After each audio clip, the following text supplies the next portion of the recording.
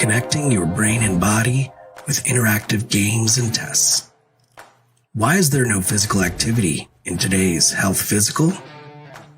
Trazer is an holistic technology used to rehabilitate, prevent falls, and improve sport performance.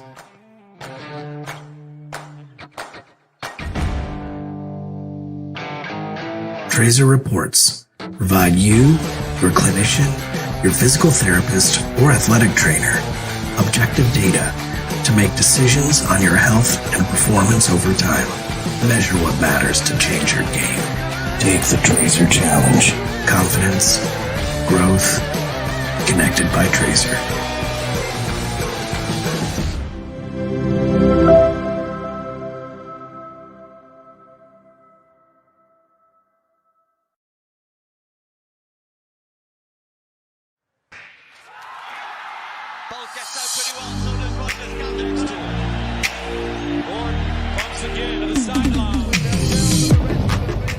At Fusion Sport, we're all about driving human performance. We develop and support a range of technologies all designed to assist people to be their best.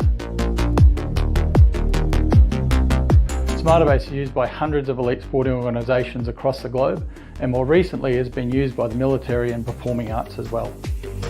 Our Smarterbase technology has at the heart of it an integrated and connected philosophy. What's different about Smarterbase is that it's truly flexible and self-engineerable. That really puts the power into our customers' hands, and it allows them to use it in unique ways that perhaps we haven't even thought of. We don't tell them the rest of the field, but here comes Jemmy Stone.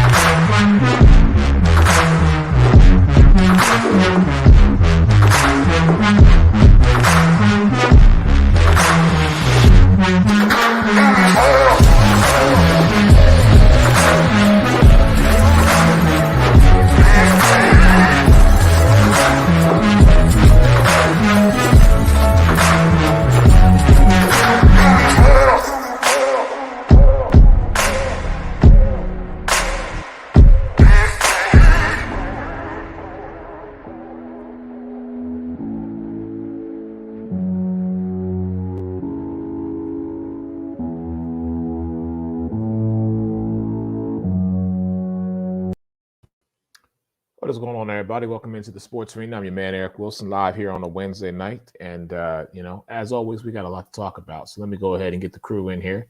Got my man, Mr. John Shear, Fox Sports, 1340 AM, Fin Fanatic, Cardiac Cane, DVNA TV, Sideline Sports Network. Man's got a laundry list. What's up, John? How are you, sir? I'm doing pretty well. I think we got a good show tonight. We got a lot of characters, so this should be entertaining. It's going to be interesting. It definitely will. Let me get my girl, 806 Sports, and our Queen of Hoops in the sip-off, Miss Megan Price, along with the NBA carousel. What's up, Megan? How y'all doing? Good. So I think it is actually just going to be the three of us this evening. I know Ty's got a lot of work going on, and Mike is busy out there in Phoenix on the left coast, as he call it, covering games. So I think it's just going to be the three of us holding it down tonight. But, I mean, we've got plenty of stuff the others didn't want to smoke? Well, full transparency. I didn't put out the invite to everybody just yet, but there will be more of us joining, I'm assuming, at a later time. But as of right now, it's the three of us holding it down. So I want to give them time to get prepared, John, because I know once you get a hold of them, this might be one of them shows where they're like, is John on tonight? Because we know he's gonna bring the heat. So. But I definitely want to start the conversation with both of you this evening. And Megan, I got to show a lot of love to you for helping us out, and kind of giving us. My camera's having issues. Oh yeah, we all got it going on here. I'm swaying from side to side, trying to make sure I'm in focus here. Here, let me just boom. We could do it like that. There okay, yeah, that's better. Everybody good there. So, let's talk about Megan Price's San Antonio Spurs, because the Spurs-Laker game, Megan, definitely want to get your thoughts on it since this is your team. And just, when I look at San Antonio, of course, the historic history that revolves around Greg Popovich, and we've seen over now the course of 3 decades, if you will, we've seen the growth, we've seen the maturity, but now we're starting to see a different side of the Spurs, more of a youthful side, if you will. So talk to me about that. I definitely like the pace that we have. For a long time, when you thought about the San Antonio Spurs, you thought about that slow pace, systematic ball. And a lot of people would say it was boring to watch, but we still managed to win. And so, I enjoyed it because it was very systematic, very skillful. Now it's more of a 5-guard system, and we're extremely fast, lots of shooters. And way more defense now that DeMar doesn't play for us. So, we saw some defense from DeJounte last night. We saw some defense out of McDermott as well. And it just looks like ball movement is spread around really well. It's just much faster pace, and the points were pretty well spread around too. So it seems like, we'll have at least 4 to 5 in double digits. Some games we've had 6 or 7 in double digits. So we're spreading the ball around a lot. And, it looks like we're moving forward with the league because the game had evolved past the system that was in San Antonio. And you got to give a lot of that credit to Greg Pop for, recognizing that, because we tend to say that a lot of coaches, they like to stick to their system. And it's one of those, if it ain't broke, don't fix it. And then they kind of just get everybody to buy in. Whereas it seems Coach Pop is elevating himself and saying, okay, the times are changing. I need to move along with them. Right. And if I'm going to have a shot at winning another championship, maybe I need to adjust, if you will. So, John, what are your impressions thus far? Well, it sounds like Greg Popovich has the Ron Burgundy effect where, times are changing and he had to adjust. So just want to throw that out there. But I think it's interesting how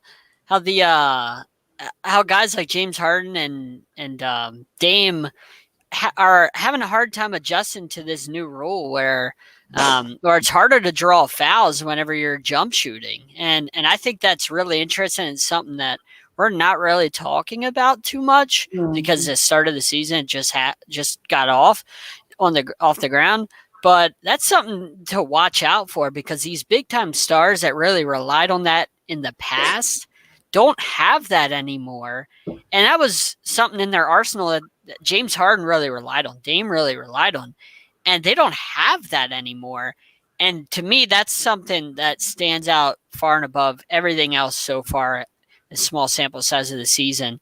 And I don't know. I think that's something to watch going forward in the NBA because it really changes the dynamic of how many points some of these guys put up. Maybe they put up a little bit less because they aren't drawing those fouls. You can't rely on that. And now, you know what I'm saying? Like, I think that's a big dynamic that nobody's really paying attention to. Definitely. Yeah, and I see that. I see that.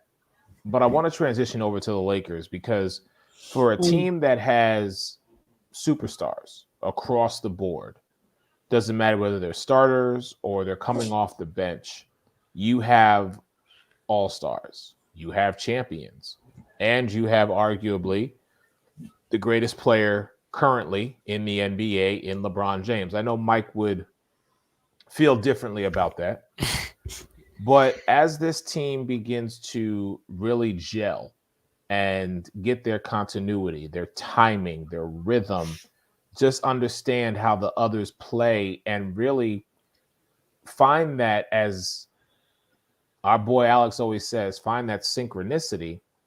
I know after game 1, everybody was kind of hard on Russell Westbrook, given the fact that he was not the Westbrook that we knew him to be, that dog mentality. But I feel like speaking of evolution, I even feel like he is evolving a little bit, knowing that he's playing alongside LeBron, Anthony Davis, Kendrick Nunn, Rajon Rondo, Avery Bradley, Carmelo Anthony, Trevor. I mean, the list goes on and on and on and on. But it looks as though he's not going to have to be that focal point unless he really needs to be. You know what I'm saying? And I think that a lot of that has to do with should anybody be injured. But let me hear from the two of you on what you think. About Russell Westbrook or just the Lakers in general?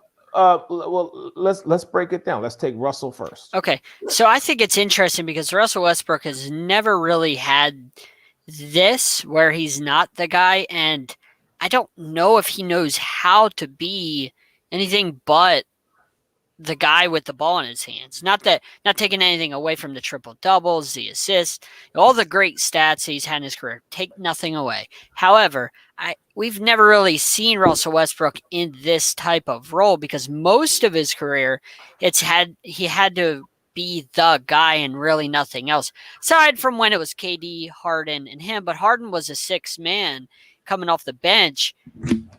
In that little bit of time that those three were together when they were all young, and they lost to my Miami Heat in the finals.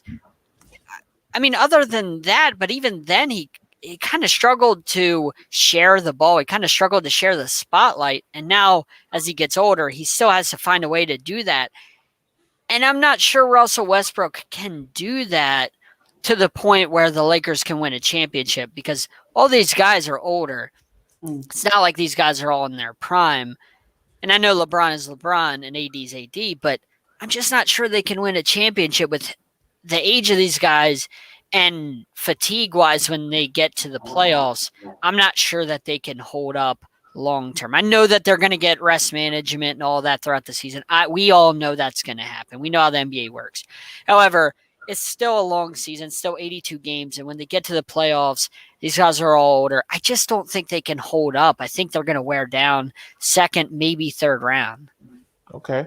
So, I mean, I definitely see your point, youth versus experience. And, you know, like we always say, Father Time, unless you're Tom Brady, or even LeBron in this case, Father Time is undefeated. So at some point, you're going to have to make the necessary adjustments. So I guess then my question is to Megan, along with Russell Westbrook, do you think the Lakers can make the necessary adjustments to give them a deep run into the playoffs and potentially into the NBA Finals?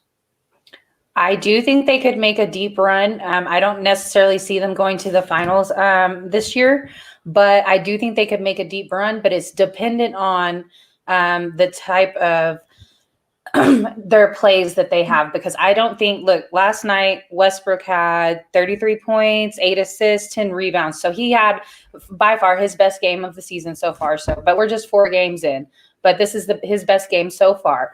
But he didn't look like this when LBJ was playing. LBJ didn't play last night. And so, you know, I think on different plays, if they manage it that way, going up against certain teams and they have different roster lineups, then I think, yes, they could make that.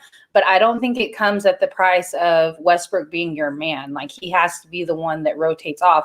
And they already have that in Carmelo Anthony. You got your sixth man in Carmelo Anthony. He's great. He knows how to play his role. He doesn't play defense, unfortunately. So, you know, Westbrook does play some defense. You can expect that out of him, but his shooting percentages are not going to be great. So it's going to depend on if they have LBJ on the floor at the time or Westbrook on the floor at the time. I don't think you can have them on the floor at the same time. The thing that the Miami Heat struggled with when they were LeBron, Wade, and Bosh, and I think that the Lakers are going to struggle with it too, is finding, like Eric said, that continuity. Mm-hmm. And I think that they're going to struggle with that, like Dr. Jekyll and Mr. Hyde. They're going to struggle with that all season, where some games they look really good and some games they don't. That's what the Miami Heat did in their first season. And ultimately, they could never really put it together. And I kind of feel like at least year one, that's what's going to happen with the Lakers, where it's kind of this up and down roller coaster type of thing, where some games they'll do it and some games they won't. It just ultimately it'll be their Achilles heel. I think that that's going to be their fate, but they're too old to be able to have a 3-year window with this type of roster. They're too old. Like, it's not a 3-year project. basically, to me, it's you win it this year or you don't. Because you're not going into next year a year older with how old this roster is and winning a championship. I just don't see that. So it has to be championship or bust this year. There's no in between. It's not get to the second or third round and so it's a success. You don't build this type of older roster with LeBron at the back end of his career. You don't build this type of roster for a 2 or 3 year project. You just don't. It's this year or bust. Okay, and I do think AD is pretty fragile. Last night we had a scare. He came down on his knee really hard and took a second for him to even be able to get up. It looked rough. And I think we're going to continue to see that out of him because we've always seen it out of him, not to just say like, oh, he's soft, but he's injury prone. So not to no fault of his own, but he is injury prone. Right. Let me ask this question, Megan, because you brought it up. And John, you kind of piggybacked off it as well. Having both LeBron and Russ on the floor at the same time might be a challenge. Mm-hmm. But when one is off the court, the other one understands that it's their time to shine, quote unquote, if you will. So is that a possibility that we could see? Not necessarily putting Russ on the bench, but simply saying, using the two of them to be able to sustain not only a full season, but also having them be able to make that deep run in the postseason because, you know, like you said, John, they will get their load management, and we know that to be the case. But if this is a team, in my opinion, currently constructed to win and win this year, then it makes sense to maybe not have LeBron and Russ on the floor at the same time, knowing that when one is off, shout out to the NFL carousel, the other one needs to be on. You know what I mean? But I don't think that's a bad idea. I think that's the only way it works. Yeah, because they don't look good on the floor together. I mean, think about how OKC, like I had mentioned earlier, think about how they ran things when it was Harden, Westbrook, and Kevin Durant. Harden was the sixth man because whenever the bench guys come in, you got to face James Harden now, a fresh James Harden, those bench guys on the other team. That's hard to stop, and he gets his minutes. He gets 25 minutes or so off the bench, and those other bench guys got to take on that for a good portion of that. That's hard. And if your starters can hold up, and then you bring in guys like, you bring in Russell Westbrook for the second team, that's a pretty good option actually to have. Rondo can run. I mean, not that it's going to happen, but Rondo could run the point with the first team because he's capable. He won a championship with them doing it. And then you could have Russ come off the bench whenever the other team has their bench come off. Right. I think that's not a bad idea. But you also got ego plays into that. Is Russ willing to do that? He's never done that. He's always been the guy. So there's a lot of egos on this team. Like I said, much like the Miami Heat, when they started, there's a lot of egos. And if you can't manage it, it's going to get ugly. Mm-hmm. Yeah, I agree. I completely agree. And I think that the only way that they actually make that deep run into the playoffs is workload management and not having them on the court at the same time. And so when LBJ doesn't play that day, then Russ gets to shine that day, and I think if he's able to do that, then that's how it works for them. But other than that, no, they're going to be injured. They don't look in sync, and it's not going to work well because it just seems like when they're both on the floor at the same time, it's not in sync. Do you think Russ is willing to take that type of position or take that type of role, if you will, knowing that the overall goal is to shut up the critics, basically, because the one thing people are still holding against Russ is, yes, you've been the guy. Yes, you've had your triple doubles. Consistently, you've had your triple doubles, and you've shown that on any given night, you can turn the tide in this game. But you're still missing that one elusive thing, that thing that everybody gets into the NBA for, aside from the contracts, of course, is to get a championship. Right. Knowing now that you have weapons, knowing now that you have facilitators, knowing that you don't have to be the guy. It's not on you anymore. It's not. Make no mistake about it. If Russ comes into the Los Angeles Lakers organization thinking that he is going to take over for LeBron James or Anthony Davis, bruh, you should have never signed that deal. Right. Because we all know whose team it is. So that's why I say if Russ Or do we think Russ can take that step back?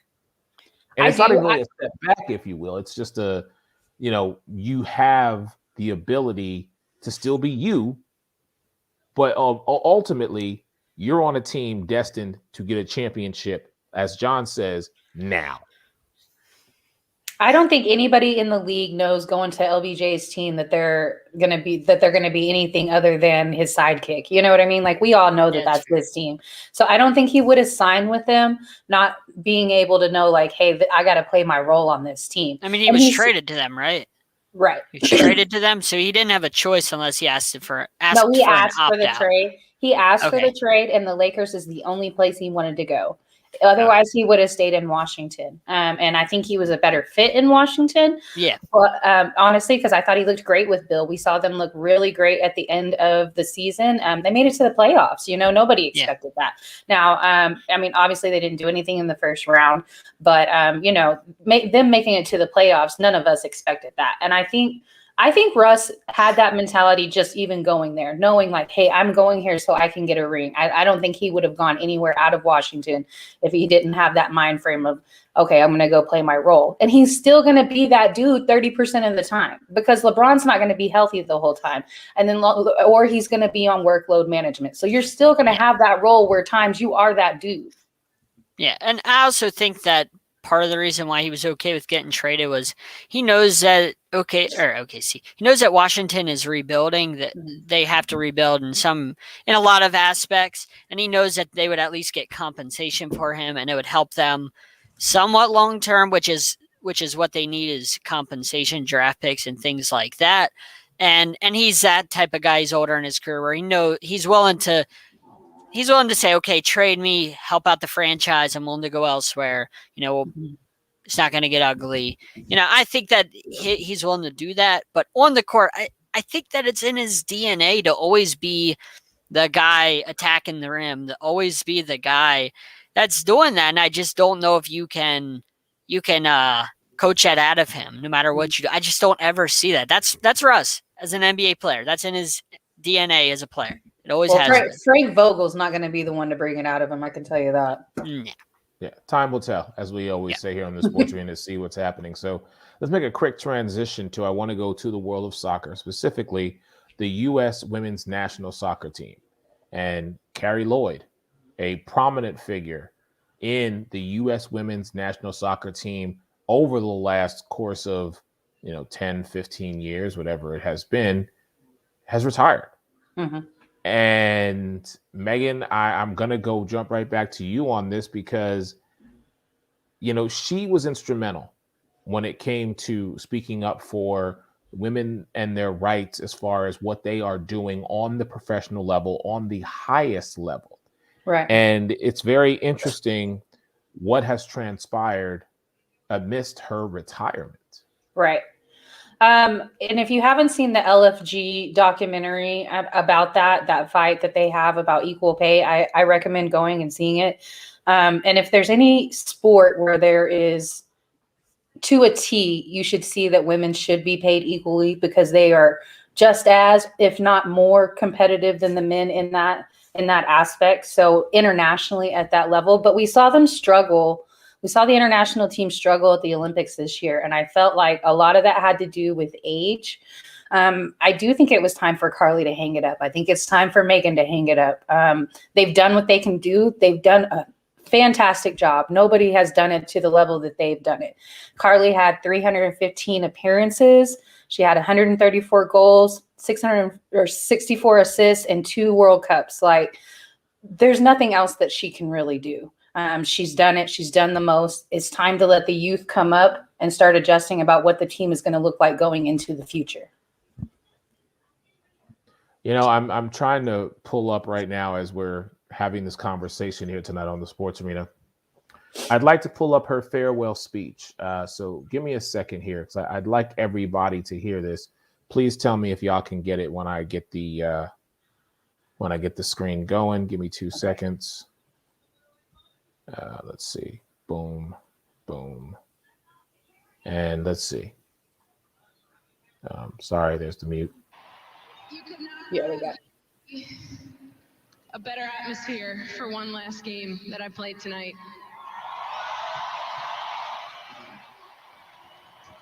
Thank you to everybody who came out. This is an unbelievable stadium. Fantastic team performance tonight. Great goals, great win. I was really happy that we ended on a win, so thank you to my teammates for that one.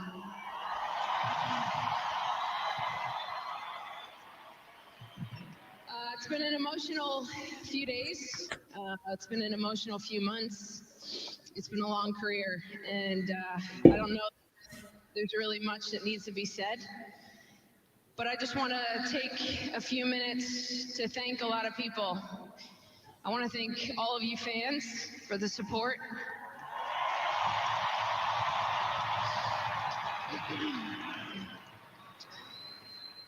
It really means the world to me, everybody, the doubters, the critics, everybody. I love you all.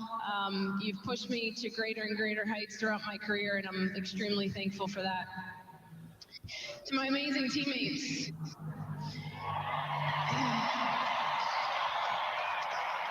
And former teammates. I've had the privilege to play with some unbelievable players throughout my career. I've had the privilege to play against unbelievable opponents as well. But I think the biggest thing that I'm taking away from this journey is the memories, is the journey with every single one of you. I played together with many of you for a lot longer than others, but every small part, you all have played a huge role in my career, and I can't thank you enough for the memories. That is what I'm going to take away most throughout this career. Coaching staff? I'm just going to stop it right there. We could go on and listen to that, and everybody wants to listen to it, please feel free. But the impact that she had and her just overall presence, Megan, that's something that's truly going to be missed. So I want to ask you, who is next to carry this torch? Because like she said, what these women have started and what they have done over the course of, and we'll just take the last 10 years, okay? Fighting for equal pay. Yeah. Proving that on the grandest stage, they are Olympians. Coming home with the gold every 4 years, while the men are barely trying to scrape bronze. You know what I'm saying? It's like, who is next to move forward and carry the torch? I think Lauren Holiday is going to be the next leader of the team, which is Drew's wife. And now she's 34, so she's at the tail end of her career too, but she still probably has at least 4 to 5 years worth of play, I think, in her. And I think she's going to be that veteran that leads the team the next time that they go to the World Cup.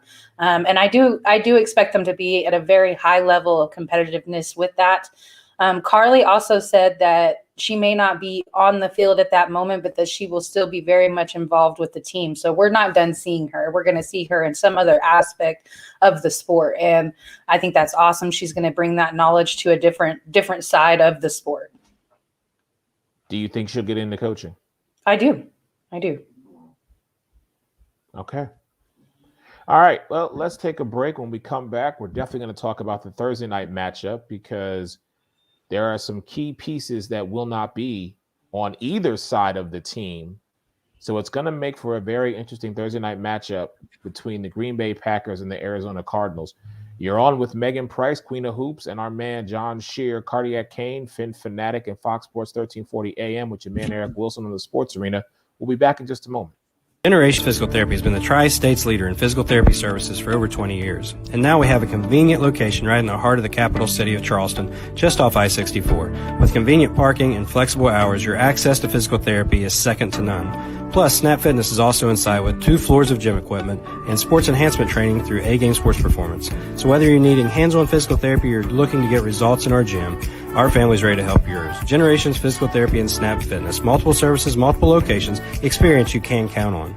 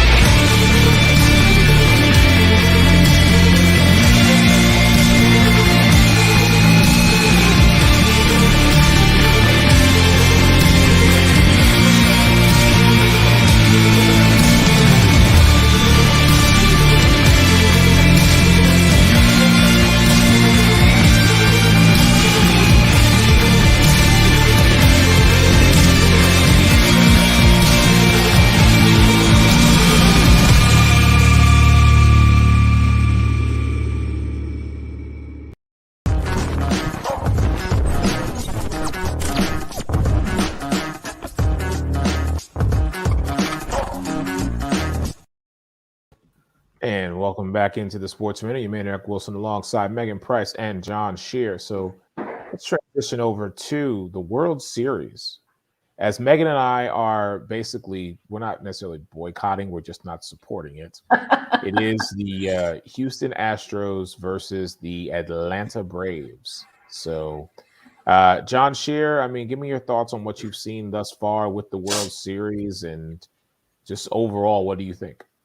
Oh yeah, so far I mean the Braves jumped out in game 1, obviously, and they blindsided the Astros, which I mean great for them. They're able, as you know, in any series on the road team, if you could take one game in the first 2, you have the upper hand because it's all you want is to split, so you can go home. You get your 2 games with a series tied. However, the Braves lost Charlie Morton, which is a big pitcher for them in game 1 to a broken leg.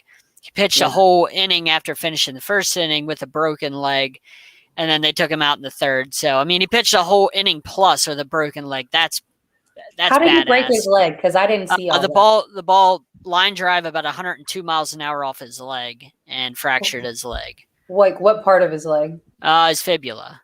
Oh, goodness. Yeah, and he finished the inning and then pitched the next inning with. They didn't know it was broken, but he pitched a whole inning plus. So that's badass.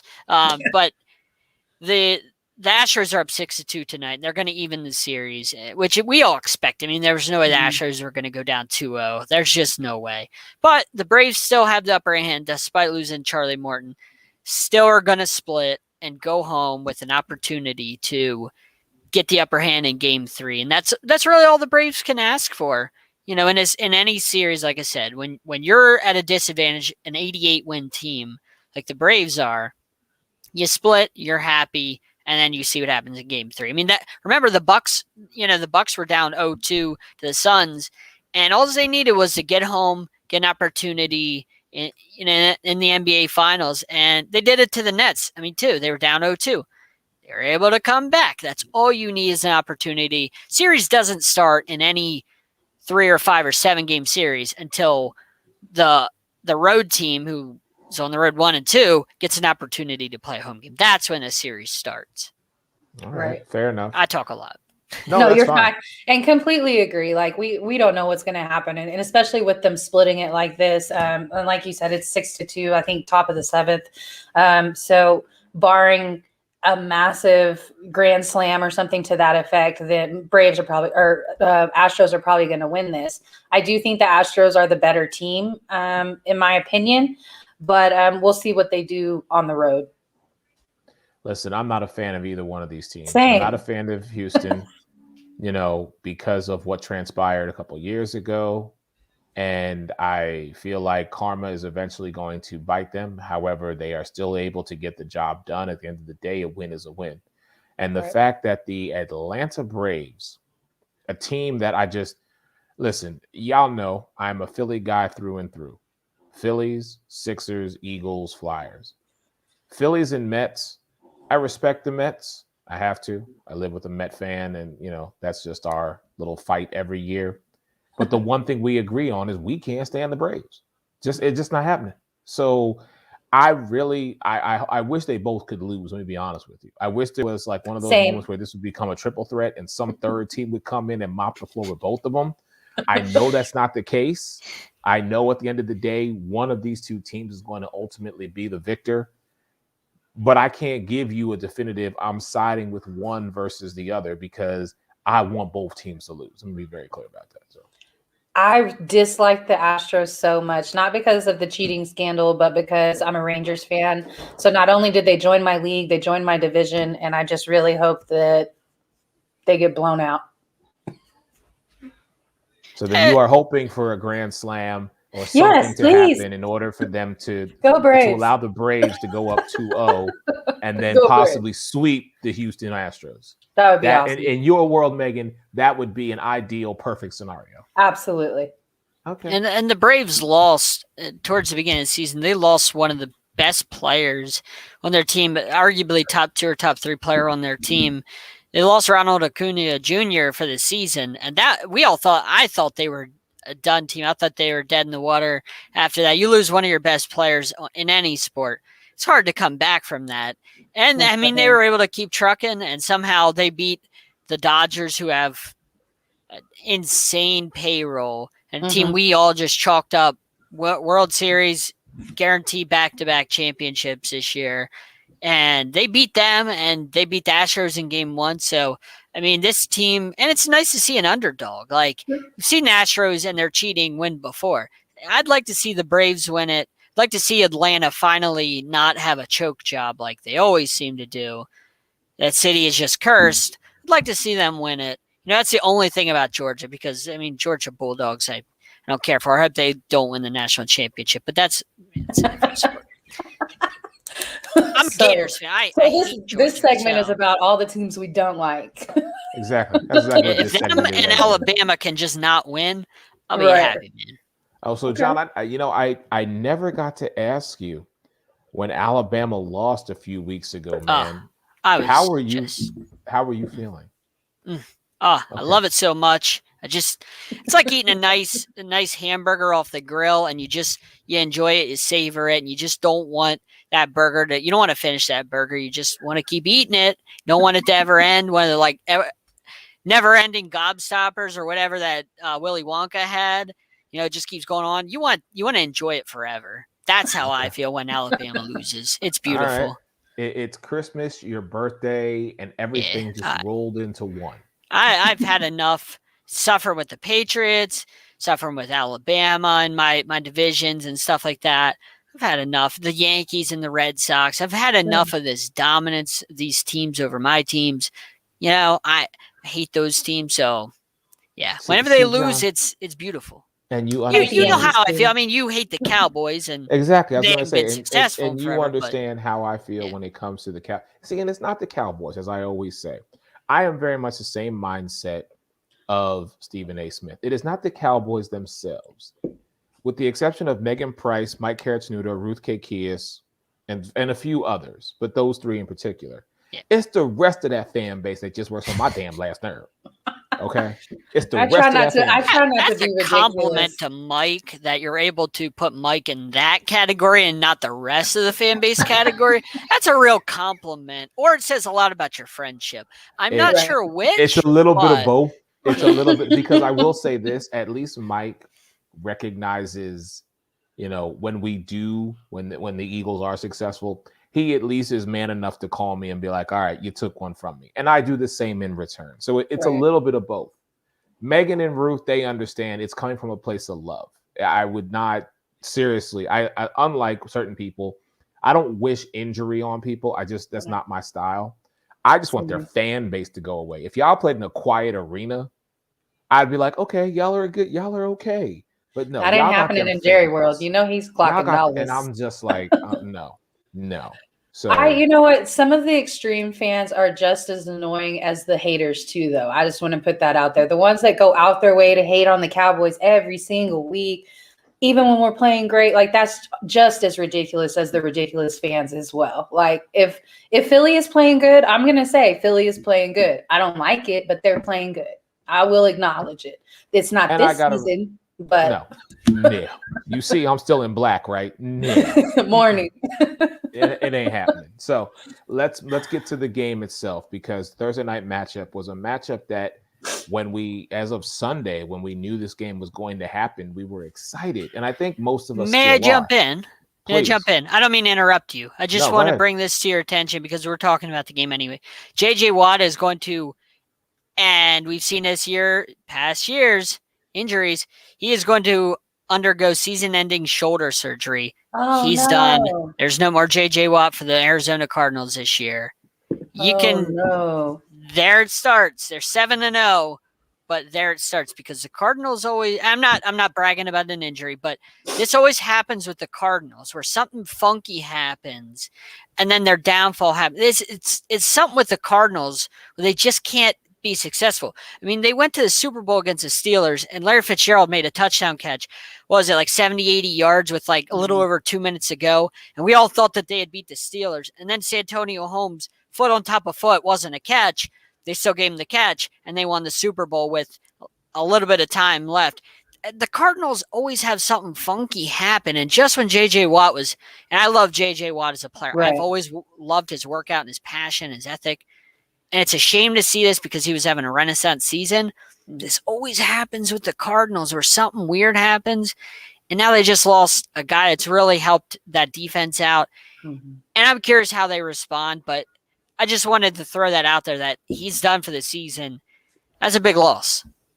That is a huge loss. And despite even if he wasn't that huge of a role in their defense, because we know he's later in his career, just his presence on the sidelines like that, even being able to be suited up, is a huge presence because he's a leader.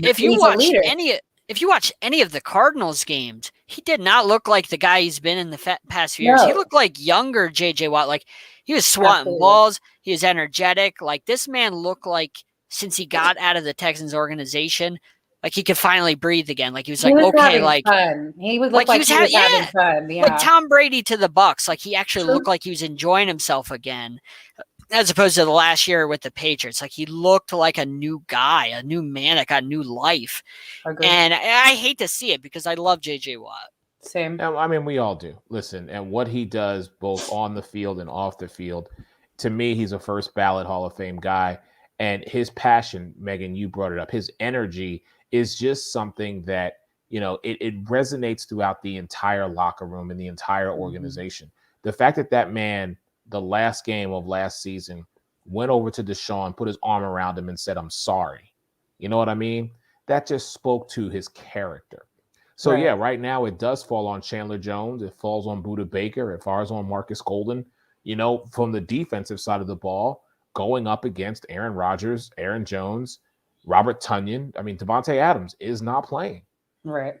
Because he needed to have 2 negative tests between Monday and virtually tomorrow. We don't know the status of those tests, but it looks like he will not play tomorrow night. So when you don't have your 99 club man in Davante Adams on one side of the ball, and you don't have the newly rejuvenated J.J. Watt on the other side of the ball, where do you lie? Where is your allegiance going tomorrow night, Megan Price? I'm actually going with the upset. I'm going to say Green Bay actually breaks the Cardinals streak. Even though they are going to be in Arizona, I think that it's going to be a very close game. I think it's going to be very similar to the first game of the season between the Cowboys and the Bucs. It's going to come down to a 3-point differential. And it's going to be 27-24 with Green Bay coming out on top. I think Aaron Rodgers is just going to prove that he's still that dude, and he's playing to move on from Green Bay, in my opinion. So I think he's going to give it some extra energy, and he's going to show that despite I don't have my lead receiver, I'm still got other weapons, and I have myself. So I think that's what we're going to see out of this. I mean, listen, I am a big fan of Marquez Valdes-Scantling. I know a lot of people still criticize this young man, but my eye test, what I saw him do at the Combine that year, between him and Cortland Sutton, who does play for the Broncos, I said those are 2 gentlemen who, if they got into the right system and got the right opportunity, they were going to have tremendous, tremendous success. And I think his number might get called a few more times coming up, you know, tomorrow night as Green Bay is facing Arizona. John Scheer, what do you say? So I was looking at the stats, and Aaron Rodgers is 1-1 in Arizona against the Cardinals in the regular season. He's averaging under 200 yards per game against the Cardinals in the 2 games he's played in Arizona, with 3 touchdowns and 2 picks. So he hasn't exactly had the best games in his career when he plays in the regular season in Arizona. Did play 1 game in the playoffs in Arizona where he threw about 500 yards in the playoffs, lost in overtime on a Hail Mary game where he came back and brought him in overtime. But anyway, I think that Green Bay can get it done with the run game with no J.J. Watt. I think they're going to rely heavily on Aaron Jones and A.J. Dillon. A.J. Dillon has really gotten a lot of touches lately. If you haven't been paying attention to this guy, he looks like Jerome Bettis. The guy is big, he's fast, and he can bowl people over, and they kind of got that Cowboys thing going on where it's a 1-2 punch. Not as good as what the Cowboys are doing, but they're going to feed the ball to Jones, throwing the ball. He's going to run the ball, and A.J. Dillon is going to pound the rock. He's going to get probably about 10 to 12 carries, and a short yard goal line type of carries he's going to get. And I think they're really going to have a lot of long drives that the plan is going to be to hold Kyler Murray off the field with these long drives. And we know Aaron Rodgers can do it. Mm-hmm. He's a Jedi. Like, this guy can play those mind tricks where he holds the ball for 9-10 minutes against your quarterback and really makes him sit. So I think that's going to have to be the plan, to give the Cardinals less possessions and to make sure you don't turn it over. I think that's what's going to have to be without Allen Lazard, and without Devontae Adams, and possibly without MVS. Not sure yet. That's kind of a game time decision. They're not sure yet, but he is traveling. So you have a lot of weapons that are out. You're going to have to rely on the running backs and Robert Tonyan to get it done. And I see them really relying on them and somehow coming out of this game with a victory. Okay. So, wow. So I in this particular instance, I guess I am the only guy, because let's talk about the coaching for a minute. Mm-hmm. These two coaches have never played against each other. Mm-hmm. This is the first time that Matt LaFleur will face Cliff Kingsbury. So whose coach do you trust more given this situation? John? Oh, of course I trust LaFleur. I mean, I don't believe in Cliff Kingsbury as a coach. I still think that he's a college coach. I think the 7-0 record is a little bit of fool's gold. I'm not saying they're a bad team, but I think it's a little bit inflated. And they got off to a nice hot start with the 7-0, but I think they'll come back down to earth a little bit and lose a couple games soon enough. I think they'll start losing a little bit to come back down. And I just don't believe in Cliff Kingsbury, me personally. So I think LaFleur's done a great job there, and that'll continue tomorrow night. Okay. But I have to ask this question. No, it's fine, Megan. I got to ask you this question. Whereas Aaron Rodgers doesn't have all of his toys, Kyler Murray does. Mm-hmm. He still has a running back in James Conner, who, last time had 64 yards, had his 6th rushing touchdown of the season. And then you have Chase Edmonds, who you can utilize. This guy's averaging 5.8 yards a carry. All right, well, then you look at his weapons. DeAndre Hopkins, Christian Kirk, A.J. Green, Zach Ertz. He can spread the ball all the way around. And as we said, I believe Monday night, it doesn't matter because no one's complaining about not getting their touches because they know at some point, much like what Tom Brady does down here in Tampa, Kyler Murray does the same thing in Arizona. He doesn't pick and choose and say, I'm only going to throw to you, or we're only going to work on your numbers, or I'm only going to go this route. No, he's like, listen, get open. I'm going to find you. So that's why I have to go with Arizona. Plus, John, you and I will disagree. I know I have said on the Sports Arena numerous times, sometimes college coaches do not transition well and make good NFL coaches. We are seeing that firsthand in Jacksonville right now.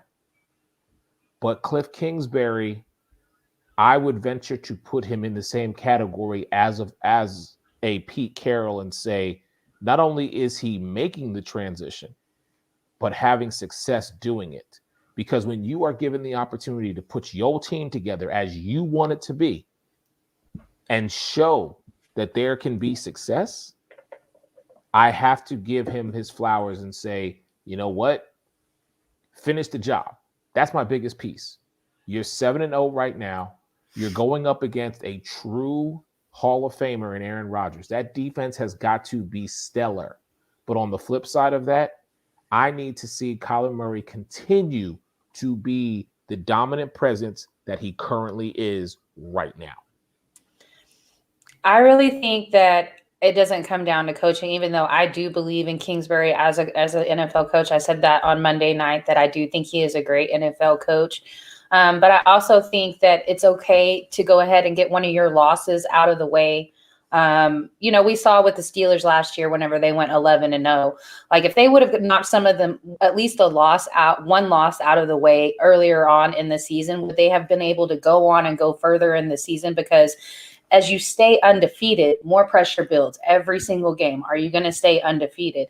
Well, when you go ahead and knock that loss out of the way, there's less pressure with that. So I think that X factor is not going to come down to LaFleur. It's going to come down to Aaron Rodgers. And I think we're just going to see one of those astronomical, crazy Aaron Rodgers performances. All right. Yeah, I think that the defensive line of the Packers is really starting to step up with the Smith brothers, and Rashawn Gary is really coming into his own as a really good football player. And if they can find a way to contain Kyler Murray, keep him in the pocket, and don't let him get outside, kind of like if you can keep Lamar Jackson contained, force him to throw, don't let him extend the play. And I know that's a lot of quarterbacks, because if you force quarterbacks to just stay in the pocket and not let them extend it, we know how that goes. But Kyler Murray specifically, if you can keep him contained and don't let him extend the play, I think he's what, 5'10", and they showed on they showed on Sunday that a lot of his linemen, most of his linemen are about 6'5", and he's 5'10". So that's really hard for him to see over. So if you can keep him in the pocket and you don't let him roll out, so that way he can get easier vision, you make him look over those 6'5" guys. That's a little harder. You keep him contained in there, and guys like that, like a Lamar Jackson, that like to scramble, kind of extend the play. If you can keep them contained, you kind of frustrate them a little bit because they're not getting to run the ball and extend the play. I think that's what the Packers got to do, and if they can keep containment with that, I think they have a real good chance to beat the Cardinals tomorrow night. It'll be a high-scoring game, but I think that if you limit the possessions, you can beat the Cardinals, because we saw, even the Texans at the beginning of the game Sunday, I was watching that game, they gave Kyler Murray fits for the first few drives, and the Cardinals, they didn't get anything started until like the second quarter against the Texans, who kept him contained and really frustrated him to start the game, which we haven't seen much. So that's just something to keep an eye out on tomorrow. Well, like I said, I don't think it's necessarily a bad thing for them to go ahead and get a loss. It's not. There's no shame in losing to Aaron Rodgers. But this is a big game. Packers, But this is a big game. It's a big game, but there's no shame in being like, okay, well, I lost, but I lost to a great team. But you can't lose this game, because if you lose this game, the Packers have one loss. You have none. If you tie the Packers in losses, they have the tiebreaker when it comes to the number one seed. True. There's only one bye as of last year. There's only one bye in the NFC. And if you start losing games, the Bucs have one loss. The Packers only have one loss. The Rams have one loss. You can't be losing anything right now, because if those teams catch up to you, especially the Packers, have head-to-head tiebreaker if they win tomorrow night, that hurts you tremendously, because basically it sets you back 2 games in the standings to the Packers. You're right. Well, so but speaking of a loss, Russell Westbrook had a quadruple double tonight, and they still a quadruple double, and they still lost to the OKC Thunder, 123-115. That's a little bit of karma right there, losing to your old team. Wow, unbelievable! That's crazy. Okay, one last topic, because we only got a few minutes left, and I'm gonna call an audible here, and I have to talk about this. So I'm gonna play it for you guys, and I definitely want to get y'all's thoughts on it. But here we go. Palmer connecting you to some college jobs. Hey guys, I don't have time for that speculation. I mean, that's me. I got one of the best jobs in all of professional sport. Why would I have any interest in coaching college football? Last time that I address it, and not only today, but moving forward. Never say never, but never. Okay. Anybody else got any questions about any college jobs? There's not a booster with a big enough blank check. Mic drop. Yeah. There's only been one person. I haven't watched every Mike Tomlin interview ever with the Steelers. There's only been one person that I ever saw stand up to Mike Tomlin when he stood up back to them. It basically like they went to punch him in the mouth, in an interview, and he punched back, and then they punched back. There's only been one person I ever saw do that, and that was Alex Fleming. At the Hall of Fame game, when he asked Mike Tomlin a hard question about the offensive line, Mike Tomlin gave him an answer to try and shut him up, and Alex gave him an answer back to throw it back in his face, and Mike Tomlin basically gave him a response like, okay, we're moving on. Next question type of response. That was the only time I've ever seen Mike Tomlin. I know it doesn't have anything to do necessarily with this interview, but I just wanted to throw it out there. It's the only time I've ever seen Mike Tomlin where he tried to give one of those type of answers, and the reporter, which happened to be our guy Alex Fleming, gave him it back, and Mike Tomlin kind of was like shell shocked, like respect type of thing. Like, okay, all right, I see what you're doing. Respect, but I'm going to give you a cookie cutter answer right now, and we're going to move on. That was the only time I've ever seen that in my entire life with Mike Tomlin. But this question's nonsense. I mean, Mike Tomlin's trying to do a job with the Pittsburgh Steelers. He's given you nothing to believe that he's leaving the Steelers. He's been a professional his whole career. He's had 0 losing seasons with the Steelers. 0. Even with Duck Hodges a couple years ago and that Mason joke of Rudolph a quarterback, and, Mason Rudolph and all that nonsense with the Browns. He's never had a losing season with the Steelers. How can you do this to Mike Tomlin and say it's just disrespectful? I mean, he's not like Vic Fangio or Urban Meyer or something. He's Mike Tomlin. He deserves more respect than that. My biggest piece to that was he asked poignant questions at the very end, saying, "Are you asking Sean Payton about this? Are you asking Andy Reid about this?" Because look at their records. Conversely, Sean Payton has had losing records. Andy Reid has had losing records. Yep. Right. But they're not getting asked about college coaching. He's completely right. No, I agree. I mean, it's like, what was it? 2 seasons ago was the first time that Popovich didn't make it to the playoffs in the history of the time that he's been with the Spurs. Like, that's basically what Tomlin has going on over there. Like, he's that good. He's been that good. I'm sure his organization still believes in him. He's having a tough season for the first time in a very long time. So, no, I would be sick of these questions too. It's kind of like the retirement questions when it comes to players. They get tired of it. It's repetitive. It's made up sometimes in the media, and it's not even happening within your organization. Like, your organization isn't questioning your abilities. It's the media. So I can understand his frustration. It's in such bad taste too. Like, right. a guy that's a Hall of Famer, that's going to be in the Hall of Fame when it's all said and done. A guy that's classy. Like I said, he never loses. I mean, the guy is nothing but a consummate professional. Like I said, this isn't Urban Meyer, who we saw the video and he leaves his team behind and he hadn't won a game up until the Dolphins game after that eventually. This isn't that guy. This is Mike Tomlin, one of the greatest coaches of our era and of all time. He's an all-time great. He's not the best, but he's an all-time great. We can say that. And it's just disrespectful and it's classless. And you could do better as a reporter. I get you want to try and get a story and everything. I get that. We're all media. We know how it works. But there are some things where you don't ask. You just don't do it. And do you think he would tell you yes on that platform? Like, magically you're the one that he's going to tell you that to on that platform?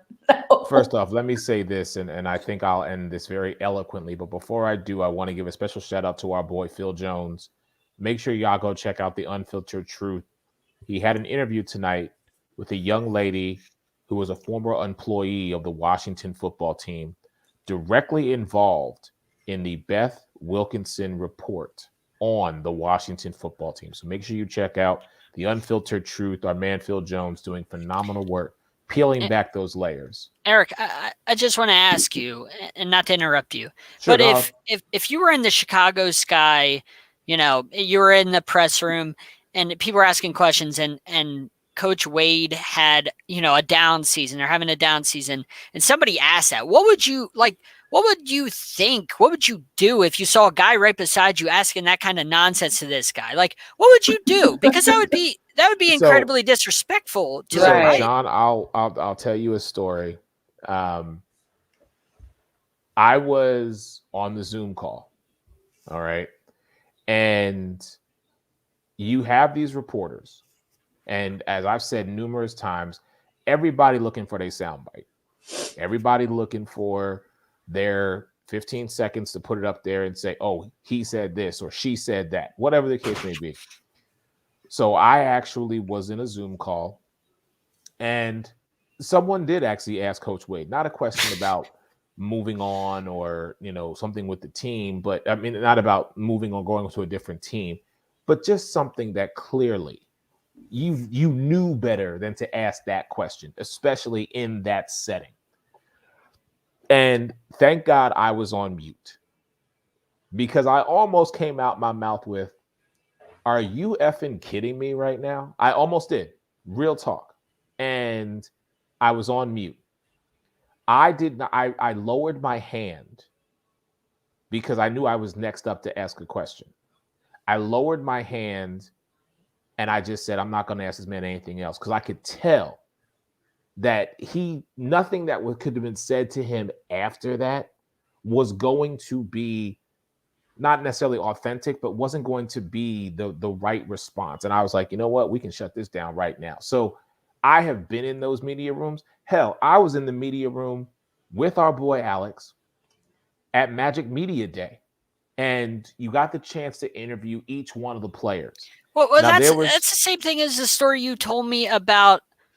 What you said, the story about you and Alex whenever you got the news about, was it about Kobe or something like that? You guys were just like, you know what? Let's let this go, right? I mean, that's what I think. We spoke to Doc. Doc shut it down for the Clippers at the time. And like I said, it was Megan, it was a tidal wave of everybody rushing over to the Magic locker room to get a damn soundbite. And I said to Alex, I said, we're not doing that. Right, yeah. So we did our wrap up and then we went home because we needed to process the gravity of the situation. Right. I am not in the business to get sound bites. I am not in the business to get clickbait, okay? Right. If that is what it takes to elevate yourself to the next level by finding those little pieces about someone that you feel are going to be the thing that makes them go from superstar status to normalcy, I don't need that, okay? I'd rather emphasize and focus on the positive contributions that you are making on the court, with your team, with the organization, and off the court. That is me. That's something that I respect. I was just thinking about this when you said, and I don't mean to interrupt, but that's something that I've seen. I've been with Alex enough, and I've been in rooms with you enough when you guys do interviews, you do, Zoom calls and whatnot, all that stuff. You guys are professionals, and that's what journalism is about, is asking those type of questions, not the soundbite garbage, not all that nonsense, but the stuff that you just said. Being a real reporter, being a real journalist that is willing to ask the real questions about the game, things like that, not things where you're just trying to get more views to your page or whatever. The things that you and Alex have done, and I'm not trying to get off on a rant, but the way you guys hold yourself when you're in those Zoom calls and when you're in person, that's real journalism. That's respect. That's how you should be as a journalist. That's what's missing in today's journalism media world, is the type of people that you and Alex are, or were, you know what I'm saying, as journalists. That's what's missing. And I respect the way you both went about your business. Yeah. I got a little bit of breaking news, guys. Thanks to Tyler Ingram, Clarissa Shields was actually beat in a split decision by Abigail Montez about 12 minutes ago. Wow. Yeah. Really? Yes. Ooh, okay. So I'm going to have to watch that. Yeah. So am I. That is okay. All right. So that's going to do it for us here tonight on the Sports Arena. Megan, John, always much love. Thank you both for joining me here tonight. We're back at it on Monday. And again, this is not going to be the last time I'm going to say it, but I'm drinking next Wednesday night, ladies and gentlemen. I'm letting you know right now. Next Wednesday night, November 3rd, right here on this show, it is the hour-long Cowboys conversation with our girl, Miss Megan Price, our girl, Ruth the Truth, Mike Caratanudo, James Harris from Say What, Say It Again, and also possibly Miss Ashley Baker. I am giving them the platform. I will not be on the show. I hope the numbers suck, because 5 Cowboy fans talking for an hour about their team is enough to make me want to jump off the skyway. I'm kidding. I'm not going to do it, but goodness gracious. But I have to show respect. But again, like I did Monday night, I made my phone call to Kurt. I'm going to call Dalvin and Justin between now and Sunday and let them know I need them to come through for me, because I cannot sit here as bad as my team is, that's one thing. But to see my arch rival just rise continually, it doesn't set well for me. Aside from that, much love to everybody. Special shout out to Brian, Snowman in the morning. He had me on his show this morning. We had some great conversations. NFL, Alex Fleming's NFL Carousel tomorrow night, 7 p.m. Make sure you check it out. We're wrapping up and getting everybody together. Hey, folks, it's a sports arena. We love y'all. We appreciate y'all. Have a great night. Good night.